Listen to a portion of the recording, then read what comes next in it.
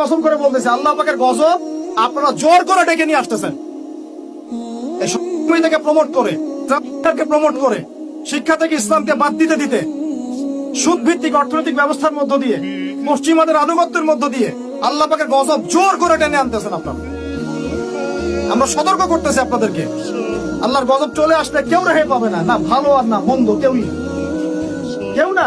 আর আমরা যারা ভালো সাজার চেষ্টা করতেছি, ভাই আমি নিজে বাঁচলে বাপের নাম, ওর উপরে আগে সবার আগে আযাব আসবে, ওর উপরে আগে আযাব আসবে। কারণ সে জানতো, জেনেও কথা বলে নাই কেন, জেনেও মানুষকে সতর্ক করে নাই কেন। আমি কথাগুলো খুব থেকে বলতেছি, কারণ এগুলো দেখতে দেখতে দেখতে দেখতে আর সহ্য করতে পারতেছি। কুলু কাওলান সাদীদা, একটু স্বচ্ছ সোজা কথা বলো, যাতে মানুষ, আমার ভাই আপনারা সত্য মিথ্যা চিনে নিতে পারে।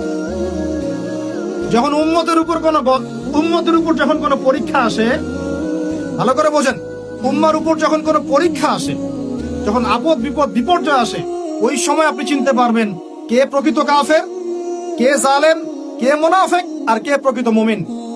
আপনি পৃথিবী থেকে চলে গেলে রব্বির হামহুমা কামা রাব্বায়ানি সগীরাও বিশুদ্ধ করে পড়তে পারবে কিনা সন্দেহ আছে। দোয়া করে রব্বির হামহুমা কামা রাব্বায়ানি সাগীরা, একটা বাক্যের মধ্যেই 5টা-6টা বলবো। বলে রাব্বির হামহুমা কামা রাব্বায়ানি সাগীরা, এভাবে বলে আপনার ছেলে। ব্যর্থ পিতা আপনি, একজন ব্যর্থ পিতা, একজন ব্যর্থ মা। যে মা, যে পিতা সন্তানকে কোরআন শেখাতে পারলো না, এর চেয়ে হতভাগা পৃথিবীতে কেউ নাই। কোরআন আল্লাহ পাক আপনাকে দিয়েছেন শোকেজের মধ্যে তুলে রাখতে।